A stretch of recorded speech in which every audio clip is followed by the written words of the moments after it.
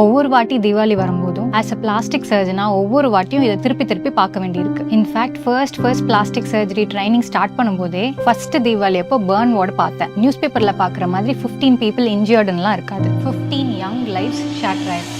ஒரு 20-year-oldக்கு dominant right ஹேண்ட்ல 90% function போயிடுச்சு. ஒரு செகண்ட் கேர்லெஸ்னஸ்னால லைஃப் டைம் ஃபுல்லா டிசேபிள்டா இருக்க வேண்டிய நிலைமை. கிராக்கரை கையில வச்சு வெடிச்சு ஸ்கின், மசில், போன் எல்லாமே போயிடுச்சு. 1 year மல்டிபிள் சர்ஜரிஸ், பிசியோதெரப்பி இதெல்லாம் பண்ணியுமே 10% கம்மியான ஃபங்க்ஷன் தான் கொண்டு வரவே முடிஞ்சது. எப்படி படிப்பாங்க, எப்படி வேலை செய்வாங்க, ஃபியூச்சரே ஸ்பாயில் ஆயிடுச்சு. இன்னும் 5-6 வயசு குழந்தைங்க கூட ஏகப்பட்ட பேர் கேஷுவாலிட்டியில இருப்பாங்க. ஆனா இது எல்லாமே கம்ப்ளீட்லி ப்ரிவென்டபிள் ட்ராஜடி. ஸோ இந்த தீபாவளிக்கு லைசன்ஸ்டு கிராக்கர்ஸ் மட்டும் யூஸ் பண்ணுங்க. அடல்ட் சூப்பர்விஷன் இருக்கட்டும். வாட்டர் பக்கெட்லாம் ரெடியா வச்சுக்கோங்க. ஹாட்டான லிக்விட்ஸை குழந்தைங்க ரீச் பண்ற இடத்துல இருந்து தள்ளி வைங்க. அப்புறம் பட்டாசு வெடிக்கும் போதோ இல்ல நெருப்பு பக்கத்துல இருக்கும் போதோ ஃப்ளோயான ட்ரெஸ்ஸை கம்ப்ளீட்டா அவாய்ட் பண்ணுங்க. ஒருவேளை தீக்காயம் பட்டுச்சுன்னா ரன்னிங் ரூம் டெம்பரேச்சர் வாட்டர்ல நல்லா வாஷ் பண்ணுங்க.